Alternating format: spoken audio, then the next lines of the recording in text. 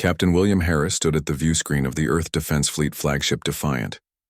His blue eyes reflected the stars as he watched the diplomatic shuttle prepare for launch. After 200 years of searching the stars, humanity had finally found intelligent life. The Zentari Confederation had answered Earth's long-range signals just 6 months ago. Today would mark the first face-to-face meeting between humans and aliens. William straightened his uniform collar. At 45, he had spent most of his life in space, rising through the ranks with a reputation for level-headed decisions and fair leadership. He never imagined he would be overseeing first contact. "Captain, the diplomatic team is ready for final briefing," said Commander Lisa Young, his second in command. Her dark skin contrasted with the bright white of her uniform as she handed him the mission details. "Thank you, Commander. Let's not keep them waiting." The briefing room buzzed with nervous energy. Dr. Elizabeth Warren, head of the diplomatic team, stood as William entered. Her gray hair was pulled back in a tight bun, her eyes sharp despite her 70 years.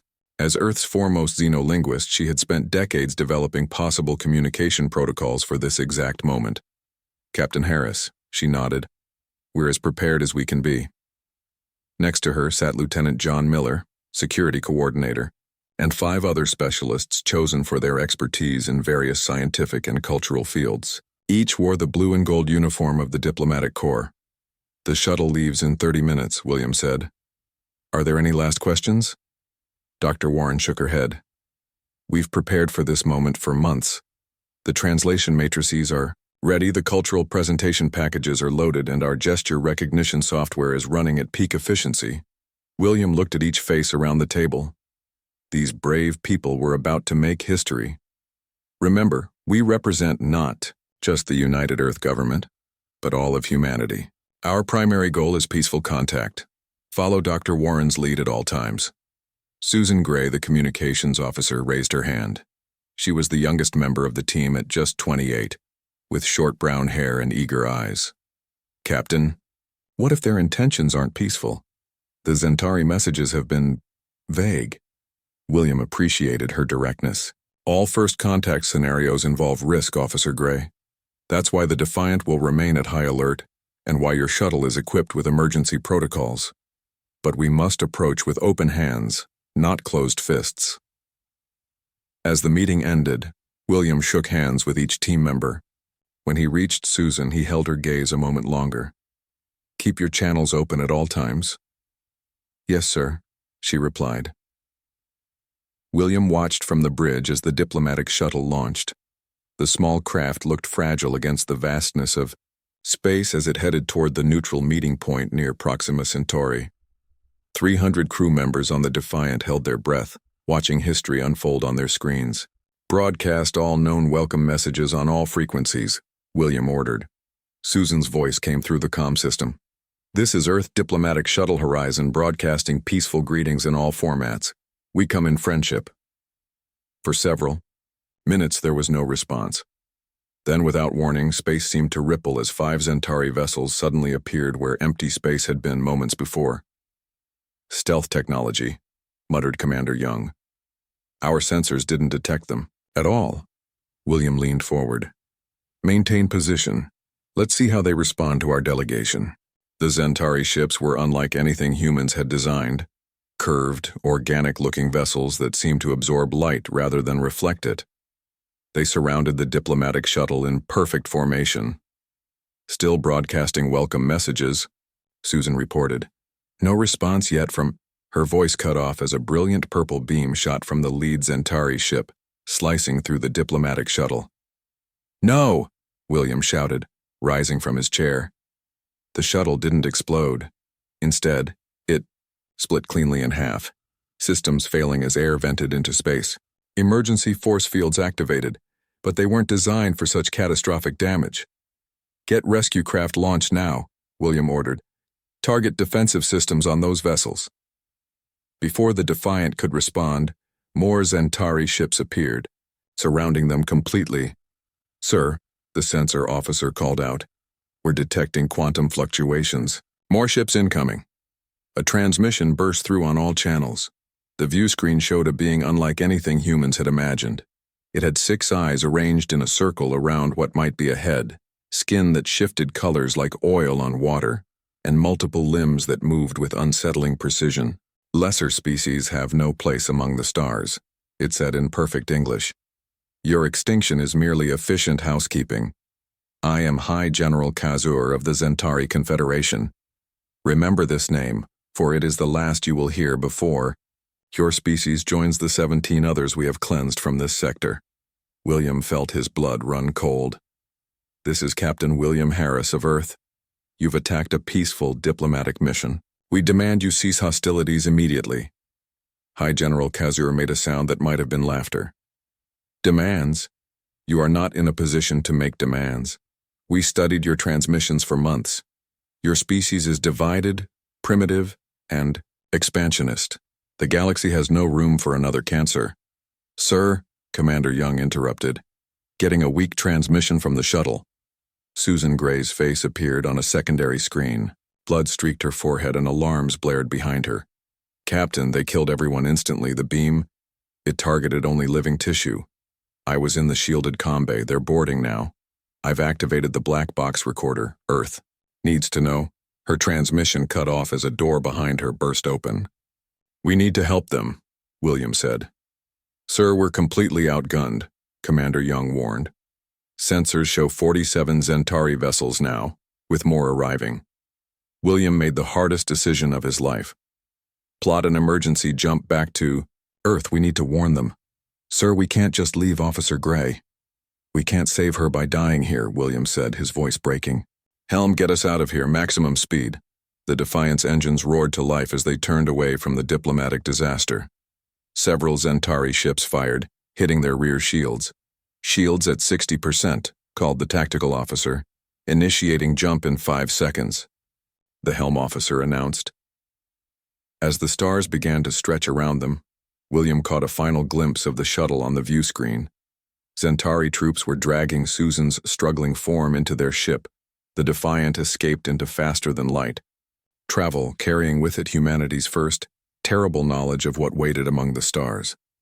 Not friends, not neutral observers, but hunters who had found their next prey. William Harris clenched his fists as the ship hurtled toward Earth.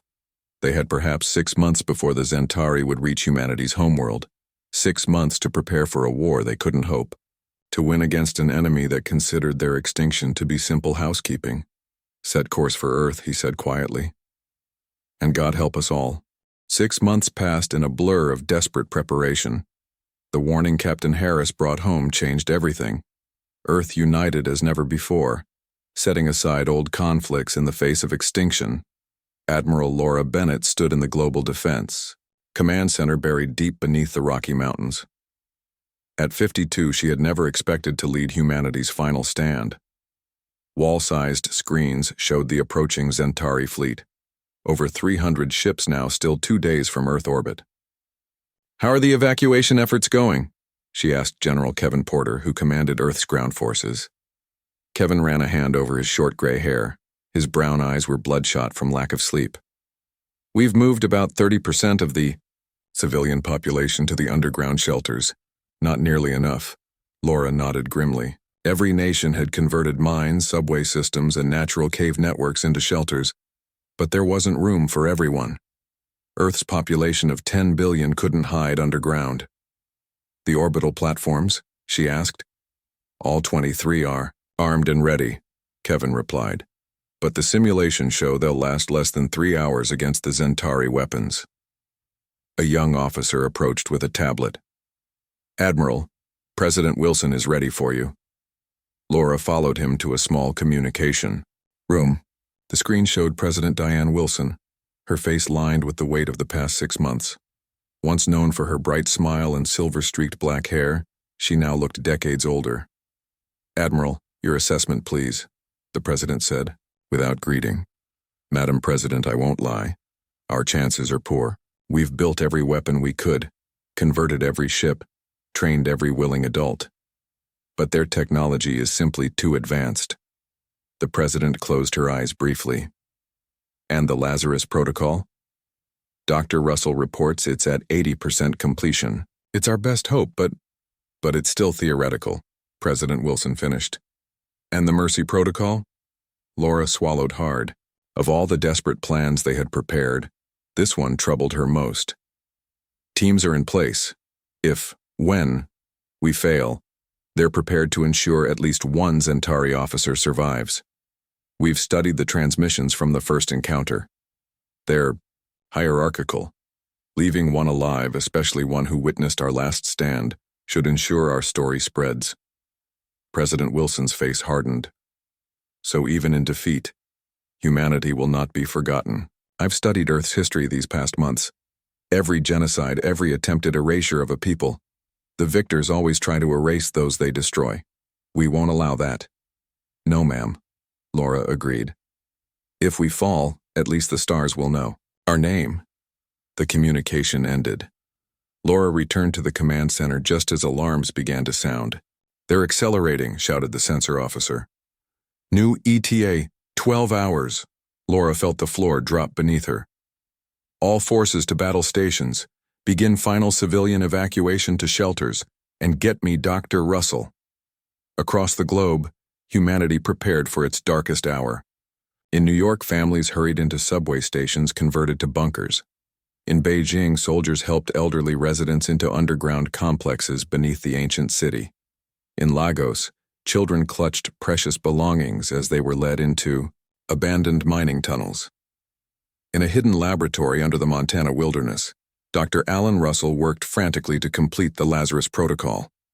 A thin man with wire-rimmed glasses, he had been the head of Earth's xenobiology department before the war. Now he led the most critical scientific project in human history. We're running out of time, he told his team of 20 scientists. The targeting parameters must be perfect. If we make it too broad, we risk harming ourselves. Too narrow, and it won't affect enough of them. His assistant, Dr. Carol Martinez, looked up from her computer. The quantum entanglement is stable, but we still don't understand how their neural patterns work. Without more data, we use what we have, Alan said firmly. The samples from their crashed scout ship show their central nervous system is completely different from ours. That's our target. A screen on the wall came to life showing Admiral Bennett. Dr. Russell, the Zentari have accelerated. We have less than 12 hours. Alan paled. We need at least 15 to finish calibration. You have 10, Laura said, grimly. They're already hitting our outer defenses. High above Earth, the battle had begun. Orbital defense platforms fired everything humanity had created. Nuclear missiles, plasma cannons, railguns accelerating metal slugs to near light speed. The weapons blazed across space toward the approaching Zentari armada. Most never reached. Their targets destroyed by point defense systems humans couldn't even understand. Those that did strike caused minimal damage. The Zentari ships absorbed or deflected Earth's most powerful weapons with ease. The first Zentari beam struck Earth's upper atmosphere, targeting the largest cities. Chicago disappeared in a flash of purple light, then Mumbai, then Cairo. Billions watched their screens in horror as the death toll climbed. Kevin Porter directed ground troops to combat Zentari landing craft in Mexico City. Hold the line, he shouted into his comm unit as alien soldiers poured from their ships. Human soldiers fought with everything they had. Bullets, lasers, and pure desperation. To everyone's surprise, the aliens seemed shocked by human resistance. Several Zentari ships were destroyed by kamikaze attacks from Earth fighter pilots. Ground troops managed to capture alien weapons and turn them against their owners. From her command center, Laura Bennett watched with a mixture of pride and despair. Humanity was fighting harder than anyone could have expected, but it wasn't enough. City by city, Earth was falling. Get me the president, she ordered. President Wilson answered from her mobile command center on a stealth submarine in the Atlantic. I'm watching, Admiral. God help us all. Dr. Russell needs more time, Laura reported. And we're losing ground. Everywhere. The president was silent for a long moment. Then we execute the Mercy Protocol now before it's too late. Select the target and ensure they survive. Yes, Madam President. Laura turned to her staff. Send the coded message to all Special Forces teams. Find one. Make sure they live. As night fell across North America, the Zentari pushed deeper into the continent. Their ships hovered over Washington, D.C., their strange weapons reducing the capital to ash. Similar scenes played out across every continent, yet in hidden bunkers and secret facilities, humanity still fought. Dr. Russell made his final adjustments to the Lazarus Protocol as Zentari forces closed in on his facility. "It's ready," he told Admiral Bennett, "but I don't know if it will be enough." "It has to be," she replied, "because we're out of options." As darkness covered half the world, billions of humans looked to the stars in fear. The Zentari had arrived, just as Captain Harris had warned. Earth was falling, but humanity had one final card to play. Lieutenant Commander Paul Johnson crouched behind a fallen concrete pillar as Zentari troops marched past. His 6-person team lay hidden among the ruins of what had once been Seattle. 3 days into the invasion, and Earth's major cities were either destroyed or occupied. Paul was 35 with a lean build and eyes that had seen too much death. His Special Forces unit had been tasked with the most important mission of the war: find Susan Gray and implement the Mercy Protocol.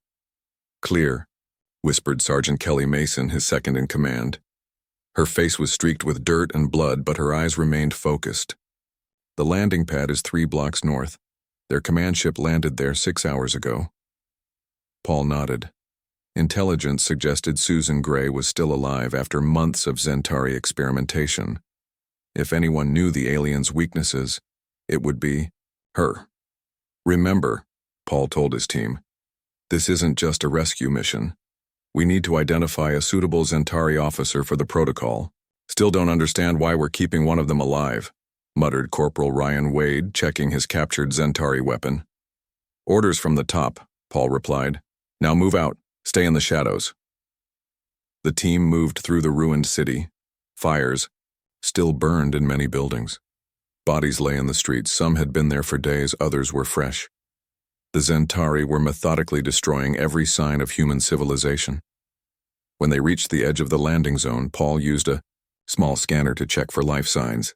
The device had been modified with technology from a downed Zentari scout ship. "Found her," he whispered. "Faint human signature on the 3rd level of the command ship. Multiple Zentari life signs surrounding her." "How do we get in?" asked Kelly. Paul studied the massive ship. Unlike human vessels, Zentari ships had few obvious entrances. Their organic-looking hulls seemed almost seamless.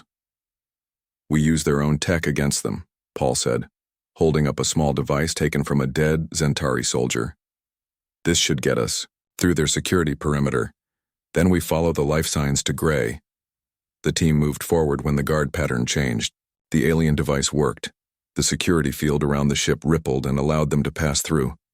Inside, the corridors were curved and pulsed with dim purple light. "This way," Paul whispered, following his scanner. 2 levels up. They encountered 3 Zentari guards. The team's weapons made short work of them. They had learned that while Zentari technology was advanced, their biology was vulnerable to precisely aimed shots to their central nerve cluster. When they reached the 3rd level, Paul's scanner led them to a sealed door. Through a small window, they could see a human form strapped to a table. Susan Gray was barely recognizable. Her body was covered with surgical scars, and strange devices were embedded in her skull. "Get this door open," Paul ordered. Ryan placed explosives around the seal. The team took cover and the door blew inward with a dull thump. Alarms immediately began to wail. "We've got 5 minutes, tops," Kelly warned. Paul rushed to Susan's side. Her eyes fluttered open, unfocused at first, then widening in recognition. "Earth, still fighting?" she whispered. "Yes," Paul said, working to free her from the restraints. "We're here to get you out." Susan shook her head weakly. "Too late for me. They've been in my head for months, learning everything." "We need to move now," Kelly urged, watching the corridor. "Wait." Susan grabbed Paul's arm with surprising strength. "I learned something. The Zentari, they have a hive mind. Hierarchical. Their leadership caste is connected. If enough of them die at once, the rest fall into chaos." Paul finished, understanding dawning. "That's why they're so coordinated." Susan nodded, her breathing becoming labored. Their neural patterns, unique to each cast. The leaders, different frequency. Tell Russell. Dr. Russell? He's working on the Lazarus Protocol, Paul said. Tell him, target the leadership neural pattern, all at once. Blood trickled from Susan's nose as she spoke. And one more thing. Junior Officer Vexnar, third ship in their fleet. He questioned the extermination order. Privately. He's different. If you need one alive. Her voice trailed off as her eyes closed. Paul checked her pulse. Nothing. She's gone, he said quietly. But she gave us what we needed. Company, Ryan called from the doorway, firing his weapon. Lots of company. Get the data from these machines, Paul ordered Kelly. I'll hold them off. For 2 minutes, the narrow corridor became a killing zone as Paul and the others fired at the advancing Zentari troops. Kelly worked frantically to download data from the alien computers. Got it, she shouted finally. Fall back to the secondary. Exit, Paul ordered, and send the message about Junior Officer Vexnar. He's our target for the Mercy Protocol. The team fought their way back through the ship, losing 2 members in the process. As they reached the exit point, a massive explosion rocked the vessel. What was that? Ryan asked. Our distraction, Paul replied. Air Force was standing by to hit their fuel stores once we were clear. The 4 remaining team members escaped into the ruins of Seattle as the Zentari command ship burned behind them. They had lost 2 good people, but Susan Gray's final information might just save humanity. Far below the Rocky Mountains, Dr. Alan Russell received the transmission from Paul's team. He and his remaining scientists worked feverishly to modify the Lazarus Protocol. If she's right, we can target their leadership caste specifically, Alan told Admiral Bennett over the secure line. But we need to hit all of them simultaneously. If even a few survive, they could rebuild their command structure. How long do you need? Laura asked. Her command center was one of the few still functioning. Most of Earth's military leadership was dead or in hiding. 24 hours to recalibrate, Alan replied. But the Zentari are closing in on our position. We need protection. I'll divert what forces I can, Laura promised, but we're stretched thin everywhere. In her mobile command center beneath the Atlantic, President Wilson received the update. Earth had been under attack for 5 days. Half the population was already gone. The Zentari were systematically exterminating humans, broadcasting executions on captured channels as psychological warfare. We need to implement both protocols simultaneously, she told her remaining advisors. The Lazarus Protocol to strike their leadership, and the Mercy Protocol to ensure Junior Officer Vexnar survives. How do we ensure one specific Zentari survives when we're trying to kill all their leaders? Asked her Chief of Staff. We've been studying their fleet formations, replied the intelligence director. Junior officers are housed on separate vessels from the leadership caste. If we can isolate his ship beforehand, President Wilson nodded. Make it happen. This is our last chance. For the next 24 hours, Earth's remaining forces fought desperately to protect Dr. Russell's facility. General Porter led a last stand, defense with troops pulled from 3 continents. They used every weapon, every tactic, every ounce of courage to buy time. In space, the few remaining human ships executed a daring mission to isolate Junior Officer Vexnar's vessel from the main Zentari fleet. Captain Olivia Chen of the destroyer Montana led the attack, sacrificing her ship and crew to drive Vexnar's vessel into position. As the 24-hour mark approached, Dr. Russell made the final adjustments to the Lazarus Protocol. The quantum-entangled weapon was ready, designed to target the unique neural patterns of the Zentari leadership caste while leaving other Zentari alive. It's ready, he told Admiral Bennett as Zentari forces breached the outer defenses of his facility. Transmitting. Activation codes now. President Wilson received the codes in her underwater command center. With trembling fingers, she entered the final authorization. May God forgive us, she whispered, for what we must do to survive. She pressed the button. Across Earth and space, the Lazarus Protocol activated. Humanity's last hope was now in motion, along with the Mercy Protocol that would ensure the galaxy never forgot their name. The Lazarus Protocol activated at exactly 3:17 a.m. Eastern Standard Time.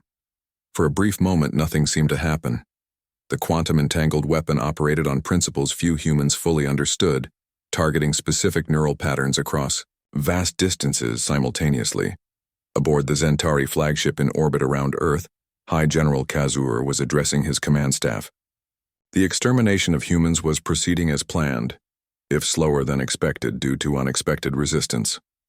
The final population centers will fall within... Kazur stopped mid-sentence. His 6 eyes widened. A strange vibration began in his central nerve cluster, spreading rapidly through his body. Around him, every member of the leadership caste experienced the same sensation. Across the Zentari fleet, in ships scattered throughout the solar system, thousands of high-ranking officers suddenly clutched their heads and collapsed. Junior Officer Vexnar watched in confusion from his position on the bridge of the secondary command vessel Arrow of Final Justice. Unlike the other ships in the fleet, his had been isolated by human attacks hours earlier. The officers above him writhed on the deck, their skin flashing warning colors as their neural systems overloaded.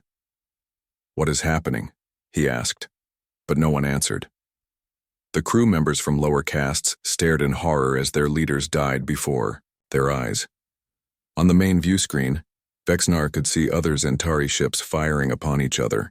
Without the leadership caste to maintain the hive-mind connection, confusion and panic spread through the fleet. "This cannot be," Vexnar whispered. The humans had somehow targeted only the leadership caste. The very concept was unthinkable. Technology that could distinguish between Zentari castes and affect only specific neural patterns. Alarms blared throughout his ship as systems began to fail. Something had locked onto their vessel specifically. Warning lights flashed as precision strikes disabled their weapons and engines without destroying the ship itself. "We are being boarded," announced a crew member. "Human forces approaching the command deck." Vexnar straightened his spine. He had questioned this war from the beginning, though only in private. The humans had shown courage in the face of certain extinction. They deserved better than to be catalogued and erased like the 17 species before them. The doors to the bridge burst open. Human soldiers rushed in, weapons aimed at the surviving Zentari. Unlike previous encounters, they did not immediately fire. Instead, they seemed to be looking for someone specific. Junior Officer Vexnar called the human leader. "Identify yourself." Vexnar stepped forward, his forearms held open in the Zentari gesture of surrender. "I am Vexnar." "The rest are expendable," said the human leader. His soldiers opened fire, killing every other Zentari on the bridge except Vexnar. The human approached. "I am Major Frank Wilson. You have been selected for the Mercy Protocol." Vexnar's translator implant struggled with the unfamiliar term. "Mercy? This is not a concept the Zentari apply to warfare." "We noticed," Major Wilson said coldly. "But humans are not Zentari. You get to live, not from kindness, but because we need someone to tell our story." Throughout the solar system, the Zentari fleet fell into disarray. Ships crashed into each other or drifted without direction. Some lower caste officers attempted to maintain control, but without the leadership caste, their efforts were uncoordinated and ineffective. On Earth, Admiral Laura Bennett watched the sensor displays with growing hope. "It's working," she told President Wilson over the secure line. "Their fleet is in chaos." "Launch the counterattack immediately," the president ordered, "and confirm the status of the Mercy Protocol." "Junior Officer Vexnar has been secured," Laura reported. "The rest of his crew has been eliminated as ordered." Around the world, humanity's remaining forces saw their opportunity and seized it with both hands. General Porter led ground troops in a massive assault against disorganized Zentari forces in the ruins of Chicago. Pilots flew whatever aircraft remained, striking at vulnerable Zentari ships that now moved erratically without central command. In the orbit, the few surviving human spacecraft, mostly small fighters and one damaged destroyer, attacked the confused alien vessels. What would have been suicide hours before now became a string of victories. From her command submarine, President Wilson addressed the human survivors using emergency broadcast frequencies. People of Earth, the tide has turned. The Zentari leadership has fallen to the Lazarus Protocol. Now is the time to rise up, to fight back, to show these invaders that humanity will not go quietly into the night. Across the planet, desperate humans emerged from hiding to attack the now disorganized alien forces. For days, the fighting was fierce and brutal. Zentari soldiers, cut off from their hive mind, fought as individuals, still dangerous, but no longer the unstoppable force they had been. Admiral Bennett coordinated the global counteroffensive from her Rocky Mountain Command Center. "I want status reports from every continent," she ordered her staff. "North America is reporting 60% of alien forces neutralized," replied a communications officer. "Europe at 55%, Asia at 70%, South America and Africa at 40%. Australia still fighting hard at 30% clearance." "We're actually winning," Laura said, hardly daring to believe it. In a secure facility beneath what remained of San Francisco, Major Wilson brought Junior Officer Vexenar before a council of human military and scientific leaders. "This is the one you chose to survive?" asked General Porter, his face showing disgust as he looked at the alien. "Intelligence identified him as one who questioned the extermination order," Major Wilson replied. "He may be more receptive to the message we need him to carry." Dr. Russell stepped forward, studying the Zentari officer. "The neural implants are ready. They'll ensure he can't forget or alter what he's seen here." "Explain your actions," Vexenar demanded. "How did you target only our leadership caste? Such technology should be beyond your capabilities." "We had months to study your biology from the scout ship we captured," Dr. Russell explained. "And your people made a critical error by keeping Officer Susan Gray alive for experimentation. She learned more about you than you ever learned about us." For the next week, the tide of war continued to shift. Human forces reclaimed city after city, continent after continent. The Zentari, without their leaders, fought as individuals rather than the coordinated force that had seemed unstoppable.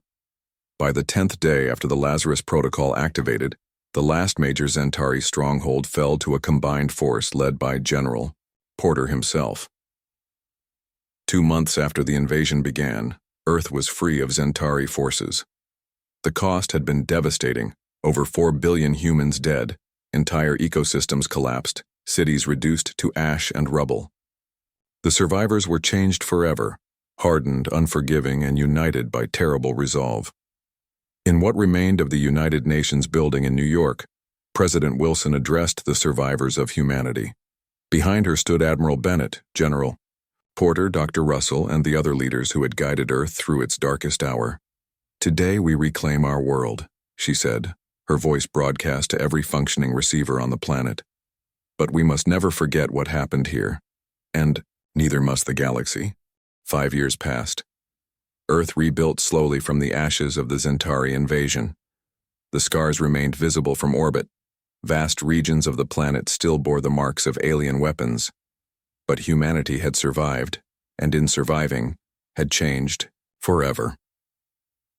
Captain Nicole Richards stood on the bridge of the Remembrance, humanity's newest and most advanced warship. Built using reverse-engineered Zentari technology, it could travel distances that pre-war human ships could only dream of reaching. At 38, Nicole had fought in the final battles to reclaim Earth. The thin scar that ran from her left eye to her jaw was a permanent reminder of those days. Now she commanded a vessel unlike any humans had built before, sleek, powerful, and carrying a message for the stars. "Status report," she ordered her crew. "All systems functioning at optimal levels, Captain," replied her first officer, Commander Sam Taylor. "The prisoner is secure in the holding bay." Nicole nodded. "Set course for the edge of Zentari space. It's time we returned their survivor." For 5 years, Junior Officer Vexenar had been held in a specialized containment facility. Unlike the billions of humans who had died, he had been treated well, fed, sheltered, and taught to understand exactly what his species had attempted to destroy. Earth had changed in other ways too. Colonies now existed on Mars and Europa, insurance against any future attacks. The lessons of the war had been clear. Humanity needed to spread beyond a single world to ensure its survival. The Terran Defense Alliance had replaced the old United Nations, uniting all surviving humans under a single banner, their motto carved into the walls of the new headquarters in the rebuilt New York. Never again. Nicole left the bridge and made her way to the holding bay where Vexnar waited. 2 guards stood outside, armed with weapons specifically designed to combat Zentari biology. "Open it," Nicole ordered. Inside, Vexnar sat calmly. 5 years of captivity had changed him. His skin, once shimmering with the colors of his rank, now remained a dull blue-gray. The neural implants visible at the base of his skull pulsed with soft light. "It is time," Nicole said. Vexnar rose to his full height, towering over the human captain. "I have prepared for this day. The message I carry will not be welcomed by my people." "That's not your concern," Nicole replied. "Your only duty is to deliver it. The implants will ensure you cannot forget or alter what you've seen." The remembrance traveled for 2 weeks before reaching the border of what had once been Zentari space. Long-range scans showed activity. The species had survived the loss of its leadership caste, though intelligence suggested they had fractured into competing factions. Nicole called her senior officers to the bridge. "We've arrived at the coordinates. Prepare to launch the message capsule alongside the prisoner's ship." In the launch bay, Vexnar was escorted to a small craft built from the remains of his original vessel. Engineers had modified it to carry him safely back to his people while being unable to transmit any warnings ahead of his arrival. Nicole stood before him for a final time. "Do you understand your purpose?" "I am to be your message bearer," Vexnar replied. His command of human language had grown perfect during his captivity. "I will tell my people what I witnessed." "And what did you witness?" Nicole asked. It was a question they had put to him hundreds of times during his captivity.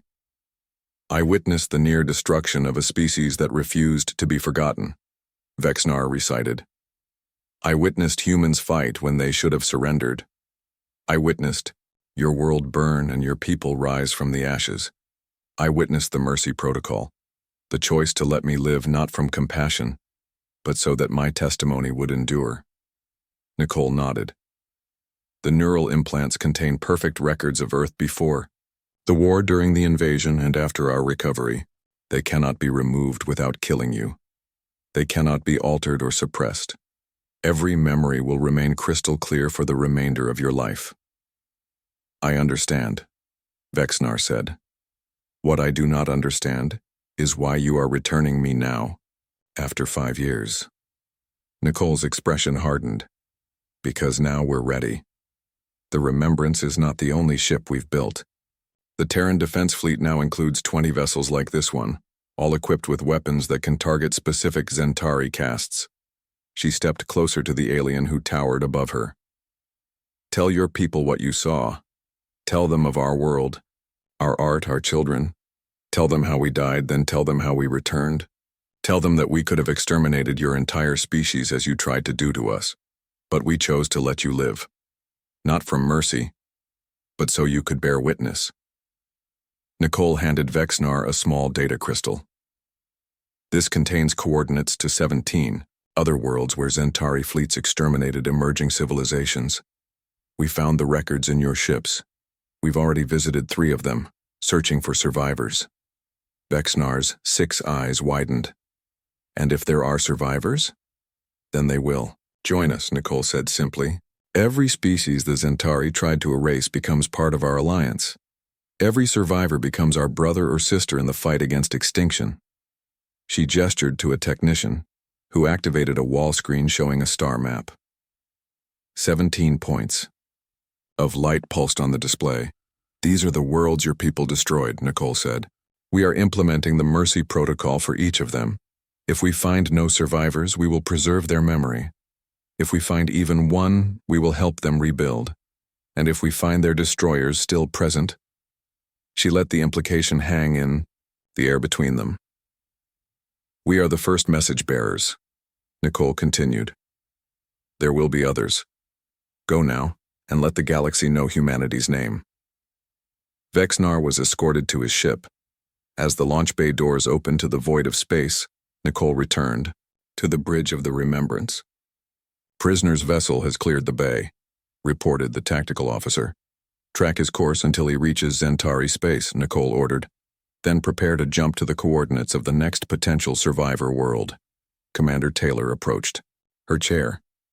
"Do you think he'll deliver the message as intended?" Nicole watched the small ship on the view screen as it moved away from the Remembrance. "He has no choice. The neural implants won't allow him to forget or distort what he's seen. And the data crystal contains proof of everything we've told him." She turned to her navigator. "Set course for the Sirius system. Intelligence suggests the fourth planet had a developing civilization before the Zentari arrived. We'll start our search there." As Vexnar's ship disappeared into the distance, the Remembrance's engines hummed to life. The massive vessel turned toward new coordinates, its mission clear. Humanity had survived extinction. Now they would ensure no other innocent species faced the same threat without protection. The Mercy Protocol would be implemented wherever they found evidence of Zentari extermination campaigns. In the vastness of space, humanity moved silently among the stars, no longer victims or even conquerors, but something the galaxy had never seen before. Survivors who refused to let others be forgotten.